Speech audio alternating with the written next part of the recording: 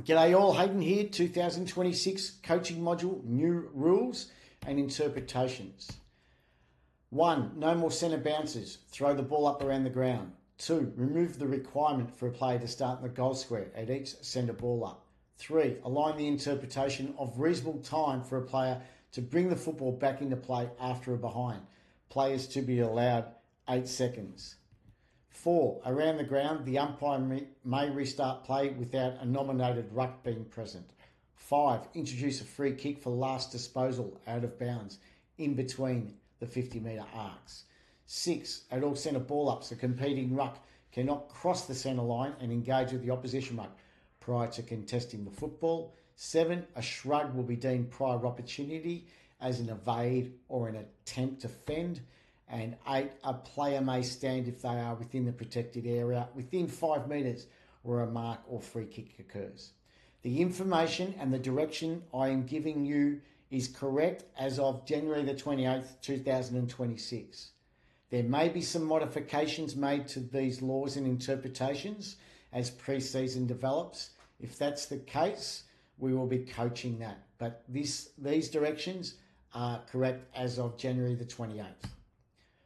Number 1, no more centre bounces, throw the ball up around the ground. Don't need any explanation. 2, remove the requirement for a player to start in the goal square at each centre ball up.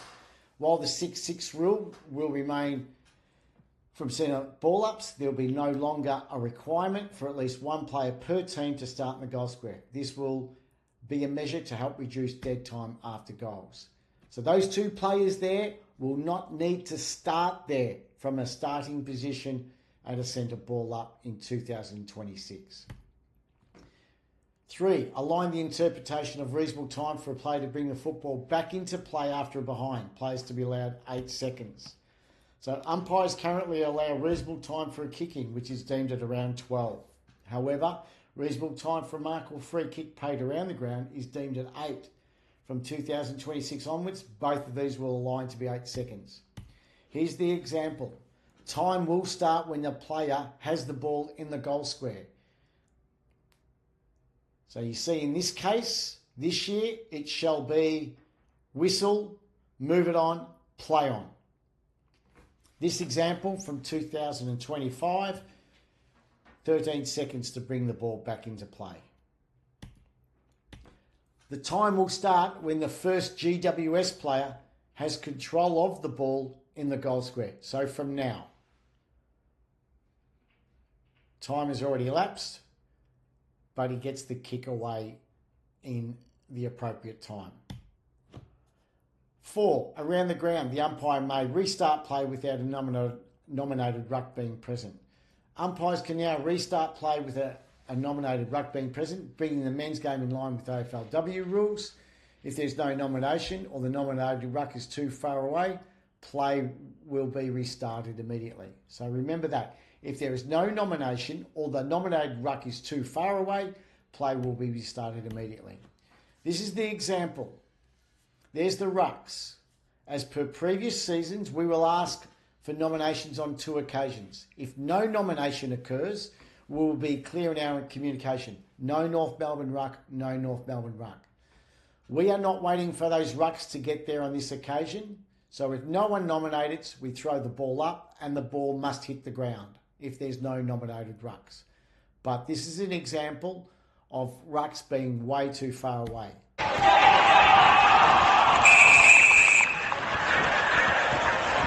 Thanks, Ed. Thanks, Ed. Get the nominations as you come in. Too far away, throw the ball up. Lucas. Okay, in that case, rucks were too far away. If they nominate, we throw the ball up. Let's get in the habit of trying to get the nominations in as we go to pick up the ball for a throw up. In this case, the umpire has received the ruck nominations from both sides. As they are considered in a position too far away to wait for them to contest the ball, the umpire correctly throws the ball up.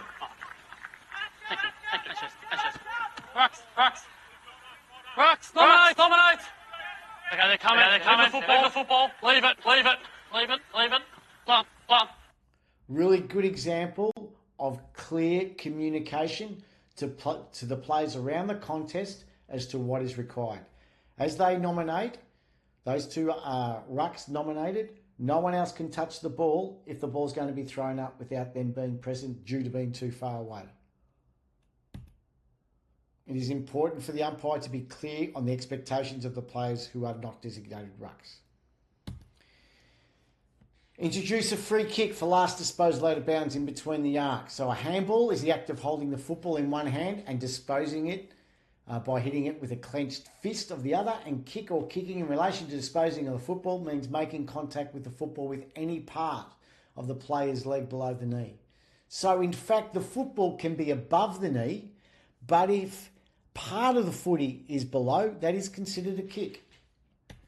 A free kick will now be awarded when the ball crosses the line from a disposal between the arcs, bringing the men's game in line with the AFLW's lasso rule. A disposal is considered a handball or a kick. 2. If the ball is disposed out of bounds at the point where the 50 arc intersects with the boundary line, this will be considered inside the arcs and a last disposal free kick will occur. 3. Insufficient intent free kicks will continue to be adjudicated as per previous seasons, regardless of where it occurs on the ground.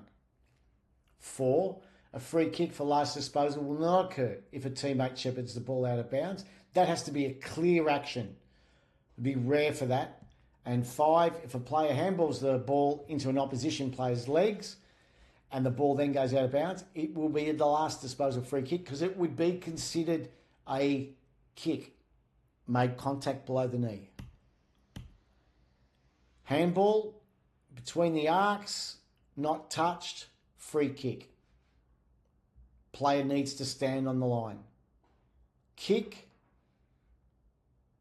in between the arcs, not touched, last disposal, player needs to stand the line.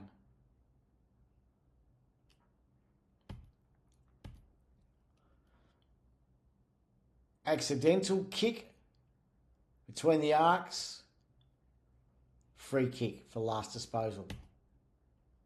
Came off Geelong.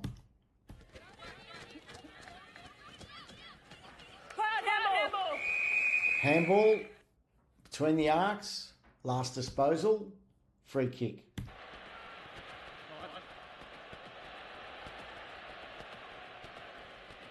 That's as close as I can get to the ball intersecting between the arc and the boundary line, so therefore it would be considered a free kick.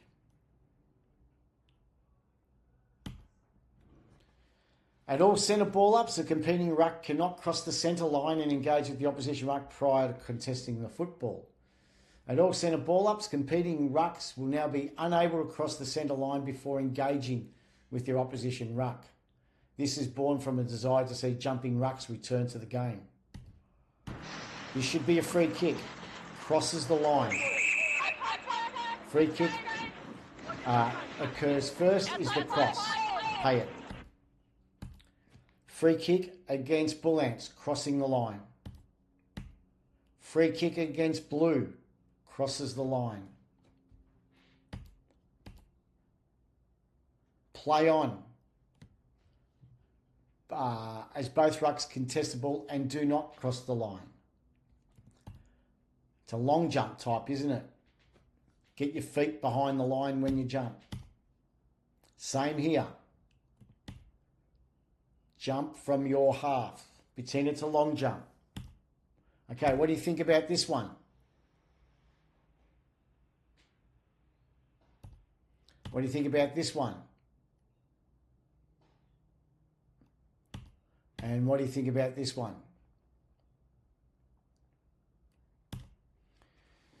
Number 7, a shrug in a tackle will be deemed prior opportunity as an attempt to evade or fend an opponent. A shrug in a tackle will now be deemed prior opportunity. It will be similar to how a fend or an attempt to evade a tackle is deemed prior opportunity. All right, this is the best example.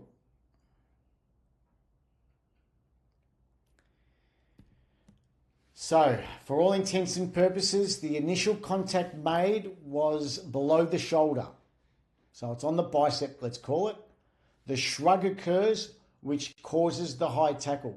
So the player with the ball is responsible for the high tackle.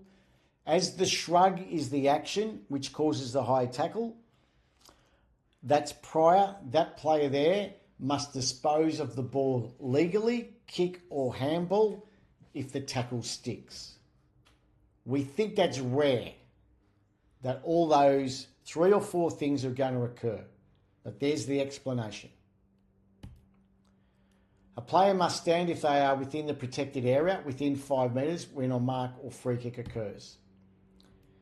Now, if you are within 5 metres of a mark or free kick when it is paid, deemed a protected area, you will be required to stand and can no longer reverse to being outside 5.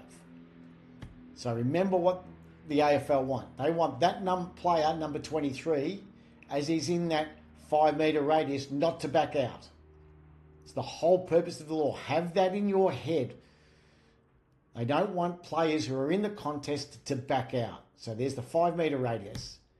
There, that player is outside the 5 metre radius, so may back out. Let's have a look at a couple of examples. You kick.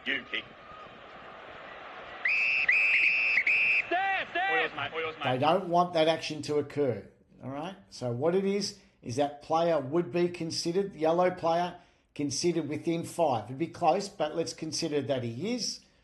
This is the action that they don't want. So if that Richmond player is within 5, you need to be strong, hand and stand, and get that player to stand. Otherwise, it's 50. Let's have a look at a couple of these examples. Okay, within 5, needs to stay. Okay, I don't want that to happen. So within the 5, that big red circle that I talked about before, that player, number 37, needs to stand. They don't want that happen. It's the first one. This one here, player within 5, needs to stand like that. Strong hand and stand. Same again. Not allowed to back out. Got to get that player to stand. Good example. Got to make a decision here. Is the player within 5 when the mark was taken? So sometimes you're going to get, gee whiz, on the borderline, 5 or not 5. Whichever way it is, you've got to make a decision, quick decision, as to be strong with your hand and stand because you believed that player was within 5, or if you believe the player is outside 5, you wait and then you say outside 5 with your hand action. What do you think of these? Strong hand and stand. That's what we need. What do you think here?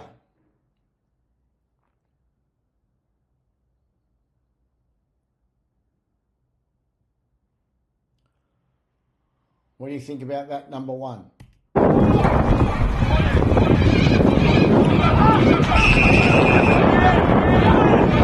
What do you think about that when you have... Look at this. All right, you've got a number of people. You've got 4 players there who could basically stand the mark. What are you going to do?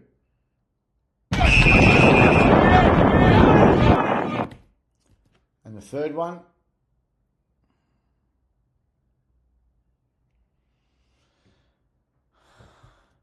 So there you go. There's the 8 changes. Happy to take any questions, but please be